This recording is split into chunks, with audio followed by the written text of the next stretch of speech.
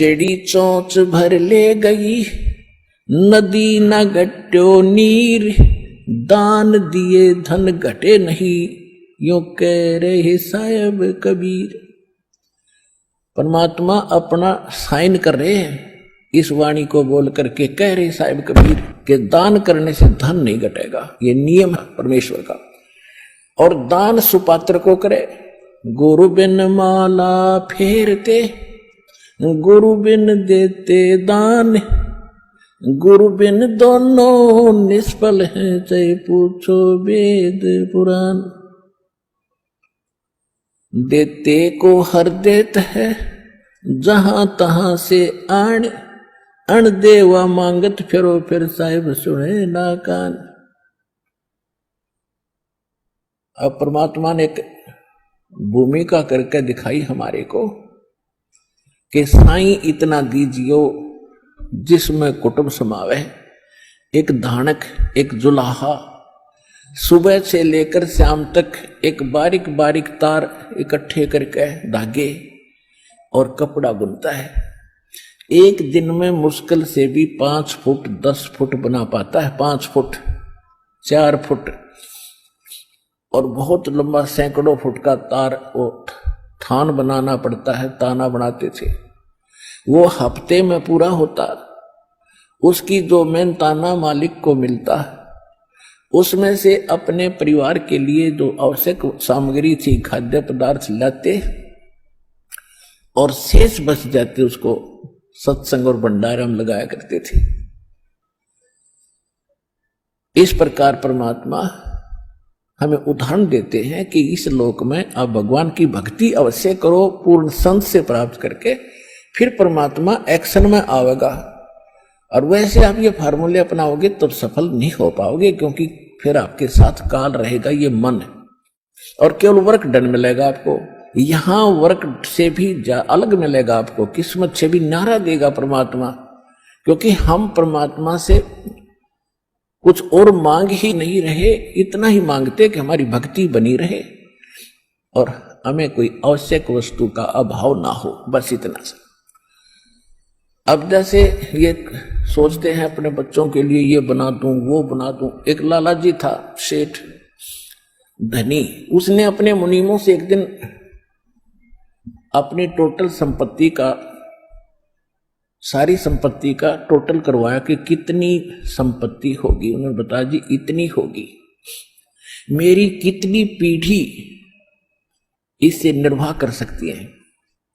उन्होंने बताया कि जी आपकी 5 पीढ़ी तो बैठा खा सकती है, इतनी संपत्ति आपके पास, धन है। अरे भले आदमियों, फिर छठी क्या खाएगी? वो छठी क्या खाएगी? और कुछ विधि बताओ। तो उन्होंने कहा जी साधु संत बताते हैं, उनके सत्संग सुनने चाहिए। तो सत्संग में बताया गया कि भाई दान करे, जब धन चाहे तो दान करे, और दान से धन घना मिलता है। और दान में जैसे साधु संत भक्तों को जो दान कराया जा, वो ज्यादा लाभ देता है। जैसे यहां तो सारे साधु संत आते हैं, भगत, असली भगत तो यहां आते। फिर भी जो भी जैसा मालिक के नाम पर कहीं के जंगलों में झोपड़ियों में बैठे थे साधु भक्त, तो पिछले संस्कारी होते, पिछले पुण्य उनको प्रेरित करते हैं, तो वो कहीं ना कहीं बैठ कर राम राम करते ही रहते हैं। लेकिन भविष्य का चार्जर उनके पास है नहीं, पिछले पुण्यों उनके पास है, जिस कारण से प्रेरित होकर के इतना बड़ा फैसला लिया, जंगल में बैठे या कहीं भी कोई साधना कर रहे हैं। तो उनके पिछले पुण्य ही वहां फल रहे होते हैं। एक आधे को आशीर्वाद दे दे, उन्हें लाभ हो जाए, उसको रोटी मिल जाए, ऐसा चल रहा था इनका काम। तो एक साधु था और पति पत्नी थे, दोनों वहां रहते थे। उनको मालूम था यहाँ भक्त हैं। तो उस लाला जी ने क्या किया, सेठ ने सभी मुंशियों को कहा कि नौकरों को साथ लो और आसपास जितने भी साधु संत हैं सबको आटा दे आओ, किसी को जो मांगे खांड दावल चाल सब ले जाओ और दे के आओ। अब देते हुए आ रहे थे, उस भगत के यहाँ आए। उन्होंने कहा कि ले भगत जी, हमारे लाला जी ने आपके लिए एक सीधा भेजा है, यानी आटा चावल खांड नमक आदि दाल आप ले लो। उसने अपनी पत्नी से कहा कि देखना कितना सामान अपने पास है। उसने कहा जी शाम का है। दिन में गई थी, शाम का हमारे पास है। शाम का है? कहा जी। उन्होंने कह दिया अभी हम नहीं लेते, हमारे पास शाम का सामान है। तो वो कहने लगे रे भगत फिर कल भी खा लियो। बोला कल की कल देखी जाएगी, अब नहीं ले हम। बोले कमाल की बात है। उन्होंने नहीं लिया तो वापस लेकर आ गए वो। सेठ ने पूछा तुम देके क्यों नहीं आए? वो एक और वहां भी था, उसने गिन रखे थे, सारे गिनवा रखे थे। उन्होंने कहा जी उन्होंने ये नहीं लिया। क्यों नहीं लिया? उसने ये कहा कि शाम का तो है, सुबह का भगवान और देगा, आप देगा, हम टेंशन नहीं लिया करते। अब उस लाला जी का सिकरो घूमया फिर दिमाग का। अरे तेरा गजब हुई हो, मैं तो छठी पीढ़ी का ठेका ले रहा हूं, सुबह की भी परमात्मा पर छोड़ दी। वहां से चलकर वहां आया, उसने पूछा कि भाई आप ऐसा निर्णय क्यों ले रहे हो, भूखे मरोगे? भूखे? वो कहने लगे भूखे मरा करें वो जो भगवान पर विश्वास नहीं करते। और हमें भगवान आगे से आगे देता उसने, क्योंकि ज्ञान सुन रखा था। लाला जी को बैठा लिया, कहते मां के पेट में जब आप थे किसने चिंता थी तेरी? हाँ यह तो बात सही है। जब आप मां के गर्भ से बाहर आए आपका दांत नहीं थे, आप रोटी चावल आटा नहीं खा सकते थे, और उससे पहले आपकी मां के सतन में दूध भी नहीं था, हक नहीं था। बाहर आते ही बालक कितना चिंतित है, आपको अमृत दूध पिलाया। अरे तू ठेकेदार हो रहा छठी पीढ़ी का, तेरी बुद्धि भ्रष्ट होगी लाला जी। और गधे की योनि में जागा तू। तेने बोला जी कि एक रूम तो मेरे गया कि एक रोनी कोड इकट्ठा कर लिया तने, पाप का भागी तू होगा, खाएंगी तेरी पीढ़ी। वो अपनी किस्मत साथ लेकर आएंगी, तेरे भरोसे नहीं है। अब क्या करूं, मैं तो मेरे गया जो बोला इसने बांट दे, धर्म कर दे, तेरी जान बचेगी। तब उस लाला जी ने वो भंडारा शुरू किया, धन भी नहीं बचेगा तेरा। तो कहने का भाव यह है पुण्यात्मा, हम तो बहुत लंबा चौड़ा हिसाब लाए बैठे हैं, एक पल का भरोसा नहीं।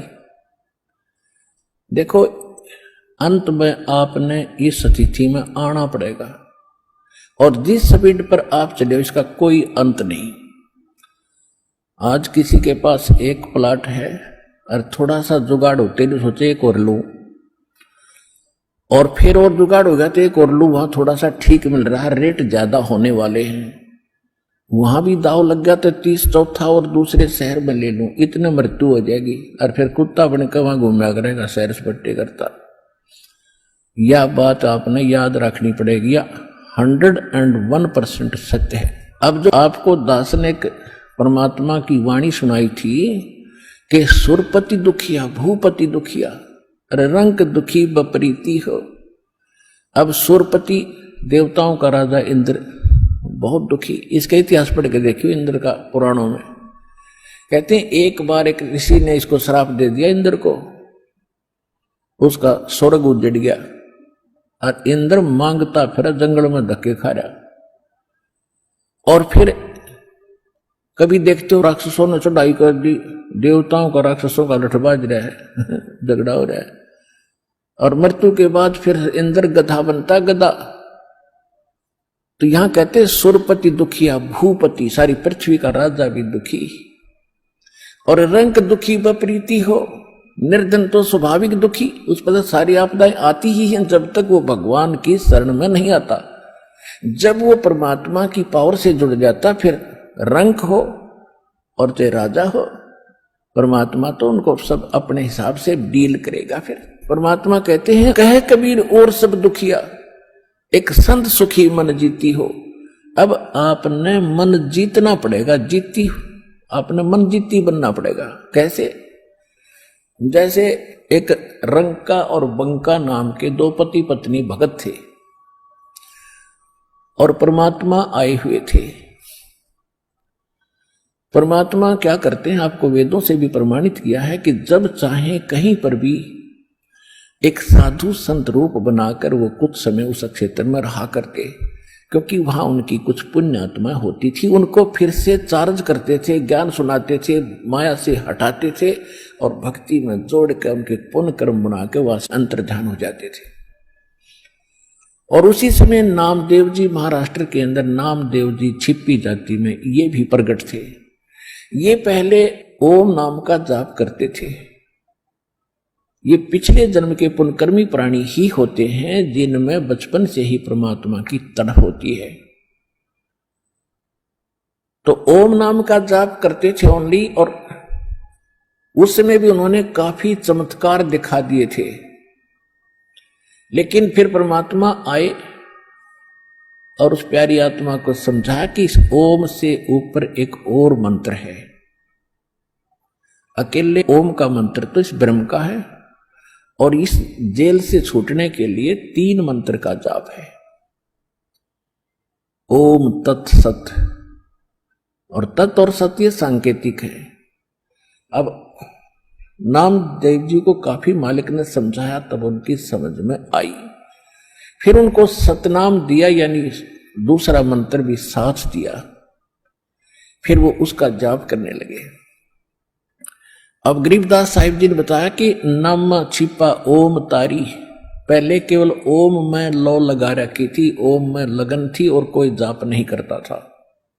और पीछे सोहम भेद विचारी, बाद में उन्हें सोहम का ज्ञान हुआ। और सार शब्द इन दोनों से ऊपर है, सोहम ऊपर और है, सत्सुकृत एक नाम गरीबदास जी ने अपनी वाणी में लिखा है।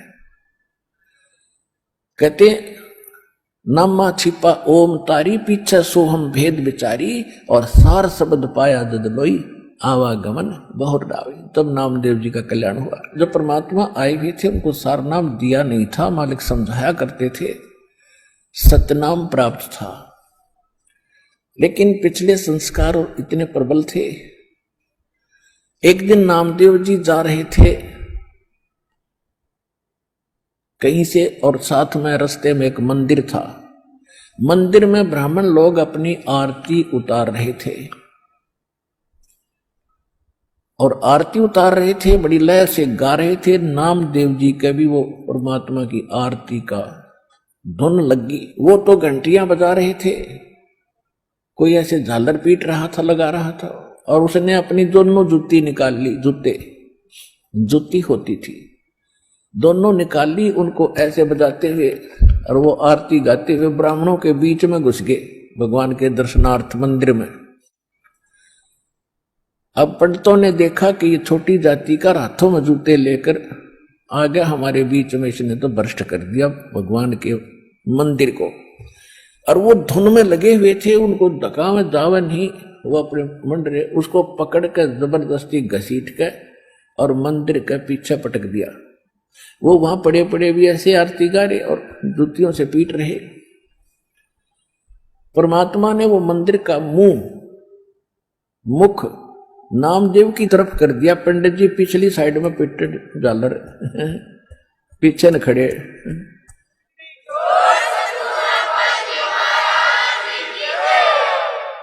अब नामदेव जी चले गए रंका और बंका, और एक उनकी लड़की थी वंका। नामदेव जी रंका और वंका के घर अधिक जाते थे, क्योंकि वो भी परमात्मा के शिष्य थे। जब परमेश्वर साधु रूप में वहां आ रहे थे, गुरु रूप में रहा करते थे। अस्थायी सटे उनका कुछ समय का था वहां पर। तो जो ही वो उस रंका बंका के घर गए नामदेव जी, और वो लड़की उन भक्तों की, रंका और बंका की, एक पट्टी तैयार करे थी, जैसे अपने देसी औषधि बना के हल्दी कूट के तेल में पका के। नामदेव ने पूछा, बहन क्या कर रहे हो ये? वो कहने लगी, भाई तेरे खोदे हुए खड्डे आंट रही हूं। अब मैंने क्या कर दिया कि भाई तू कतई नहीं मानता, भगवान गुरुदेव जी कितना संकेत करते हैं, भाई तुम अपनी यह हंगामा मत दिखाया करो, अपनी शक्ति का प्रदर्शन ना करा करो, थारा भट्ठा बैठ जाएगा। पर भाई तुम बाज नहीं आता। और भक्तों की इज्जत रखने के लिए भगवान को दुख उठाना पड़ता है। तेरे को क्या जरूरत थी वहां उस मंदिर में घुसने की। और जब तेरे को बाहर पटक दिया ना भगवान की इज्जत का, तेरी इज्जत नहीं भगवान की इज्जत थी वहां पर। भगवान का नाम लेनिया नहीं रहे वो कोई, सबको पता था कि उसका भगत है, उस गुरु का परमात्मा नाम बदल कर वहां रह रहे थे। और क्या बनती बेरा तुझे, तेरे को जरा सी लगती है तू आंख नहीं खोलता। और परमात्मा ने तेरा मंदिर फेरा ना, उनके हाथों के चोट लागी, हाथ लाल हो गए, उनके जख्म हो गए भाई। गुरु बता रहे थे मेरे तीन बेटी, वो मानता कोई ना, बहुत बार समझा लिया, आज उसने ऐसे ऐसे कर दिया और मैं वहां गया था उसका मंदिर फेर के आया हूं भक्ति की इज्जत रखने के लिए। और गुरु जी का हथम जख्म हो रहे हैं, चाल दिखाऊंगी। अब वो लेकर गए, पट्टी बांधी, नामदेव पढ़कर तरुणों में रोने लग गया, महाराज मेरे से गलती होगी। बेटा भक्ति भाव में गुरु जी के आदेशानुसार चलना चाहिए आपने, जी आगे से ऐसी कोई गलती नहीं करूंगा, मेरे से माफ करो। अब उसको आगे भी पढ़ाई पढ़ानी थी, ये यहां इसको रोकना जरूरी था, अगले भक्ति देनी थी, सारनाम देना था। इन बकवादों में सारनाम थोड़ा ही फलेगा। चुप हो गया, अगली नहीं गलती करूंगा।